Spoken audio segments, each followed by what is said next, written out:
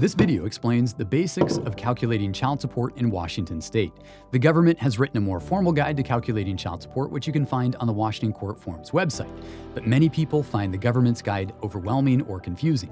Our law firm recommends our basic guide first, and then if you want more information, the government's guide. We're better than the government. The government can't really compare to Genesis Law Firm. Keep in mind, there are two authorities who issue child support orders in Washington: state courts and the Department of Social and Health Services, called DSHS. This video focuses on court-ordered child support, though the two authorities calculate support in nearly identical ways. On our website, we have a separate article on the few differences between DSHS's administrative child support orders and court-issued child support orders. We also have an article with an example child support order and additional drafting guidance. A. The basic child support concepts. Good news, Washington has simplified child support calculations by adopting a standardized child support formula. Plug information into the equation, and it tells you the presumptive child support amount. Even better news, the state has developed a free online child support calculator that can do the math for you. But do not use the calculator yet. Watch the rest of this video so you understand how to use the calculator properly. The video also explains when the court can award an amount higher or lower than the standard calculation. Child support disputes tend to center around the incomes each party plugs into the child support calculator. The child support amount goes up as the payor's net income increases and as the recipient's net income decreases. So basically, you want your income to be low and the other side's income to be high. Most types of income should be included, such as overtime, wages from a second job, and annual bonuses. But there are nonetheless types of income that should be excluded. Mainly, the excludable types of income are one-time sources that aren't likely to recur, such as one-time bonuses, gifts, and prizes. After all, it wouldn't be fair to use those in calculating your future child support obligation if you won't have that income coming in the future. State law also instructs courts to impute a party with income if he or she is voluntarily underemployed. Imputing income means to plug into the formula the income the person could earn if he or she tried to become fully employed. For example, a party should be imputed at his or her former income if he or she works fewer hours to avoid paying child support.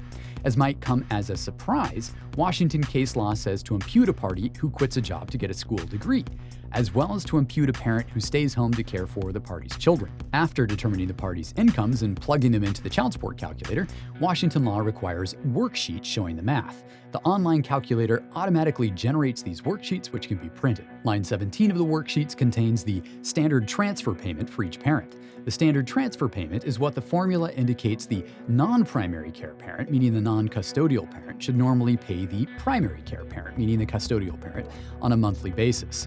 Even though the worksheets list standard transfer amounts for both parents, only the non-primary care parent pays. If each party has half of the residential time with the children, the person who makes more money is usually named the payor.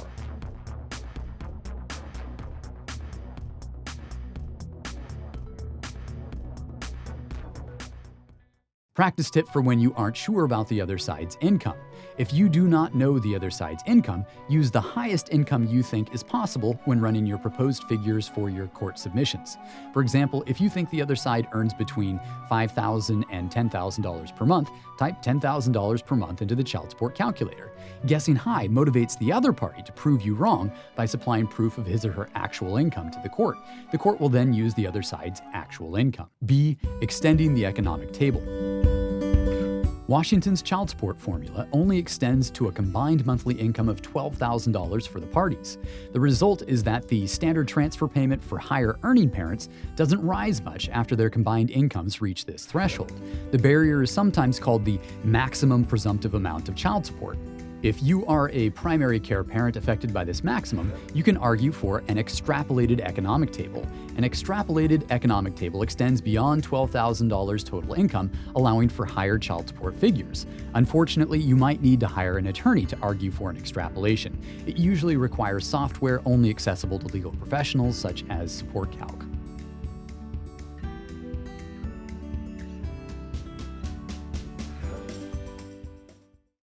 C. Deviations. Though courts usually set child support at the standard transfer amount, they occasionally adopt different figures. Adopting a figure that differs from the standard transfer amount is called deviating.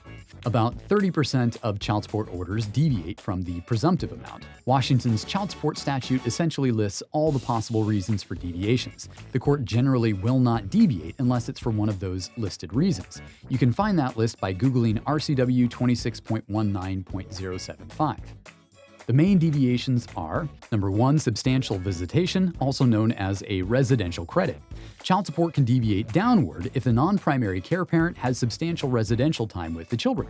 Substantial residential time usually means more than 90 overnights with the children each year, and the deviation can nearly eliminate child support for parents who have relatively equal amounts of residential time.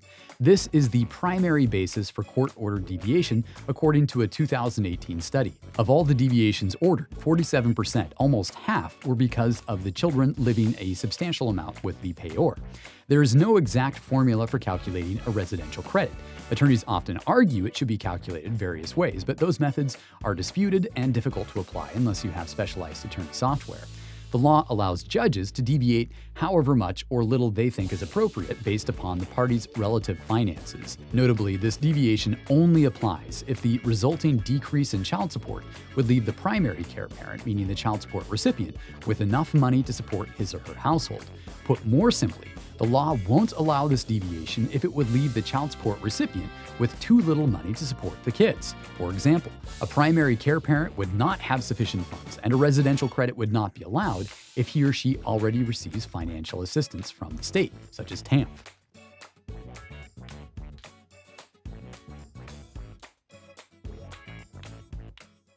Deviation number 2, other children.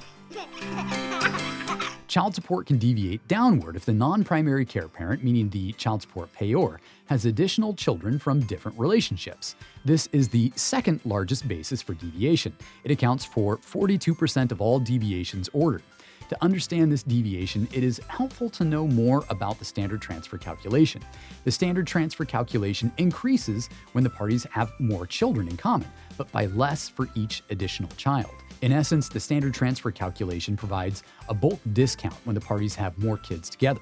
For example, child support might be $500 per child if the parties have 2 children. $500 plus $500 is $1,000 total, but only $400 per child if the parties have 3 children. 400 plus 400 plus 400 equals $1,200. By discretionary deviation, a judge can apply the same sort of bulk discount if the payor has children who are not part of the case. Normally, it applies when the non-primary care parent has biological children from another relationship, but it can also apply when the non-primary care parent has stepchildren from a new marriage and is not separated from the current spouse. When deciding whether to grant this deviation, judges usually consider the parties' relative financial positions. That means the court looks at each party's income and expenses and decides whether it would be better to allocate money to one family or the other. If the court elects to deviate on this basis, it often applies the whole family formula. Most people find the math for the whole family formula intimidating unless they have special attorney software. Like the other deviation mentioned before, the court does not need to apply an exact calculation. Ultimately, the deviation is however much or little the judge thinks is appropriate. Deviation basis number 3, very little visitation. This basis for deviation doesn't apply very often, but it can be a shocker for men or women who decide to give up on their kids. Child support can deviate upwards if the non-primary care parent has little or no residential time with the children. No visitation often results in an upward deviation of approximately 20%.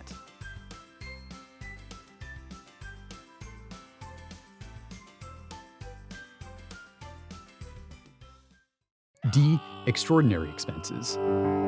In addition to the monthly transfer payment, certain types of special expenses are divided between the parties based upon their proportionate shares of income.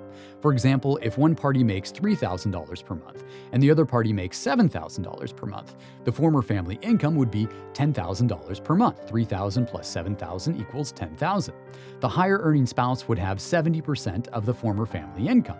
$7,000 divided by $10,000 equals 70%. Thus, he or she would pay 70% of these special expenses.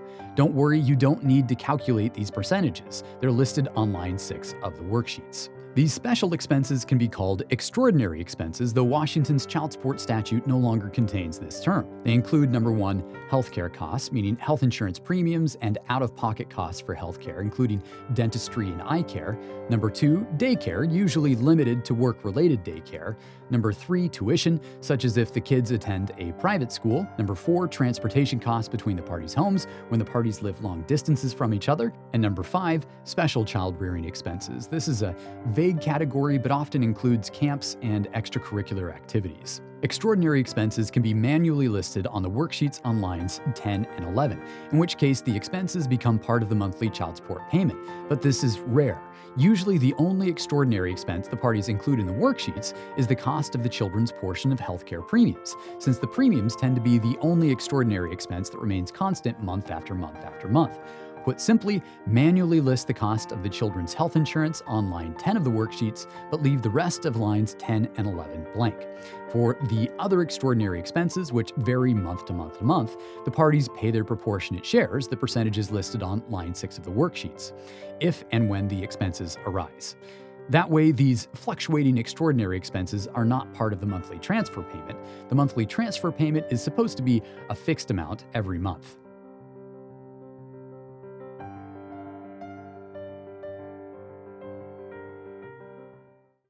Post-secondary support. Post-secondary support essentially means support for adult-age children.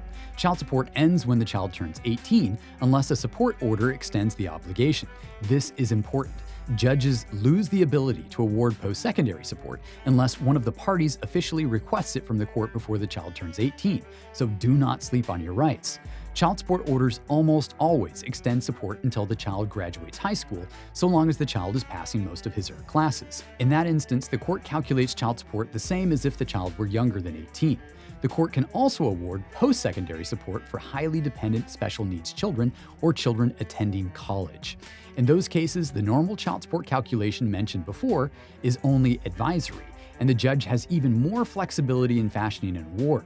We have a separate article on our website specifically on the subject of post-secondary support for college.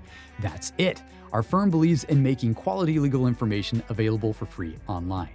For more free videos as well as free how-to articles, visit the resources section of our website, genesislawfirm.com. From all of us at Genesis, best of luck with your family law matter.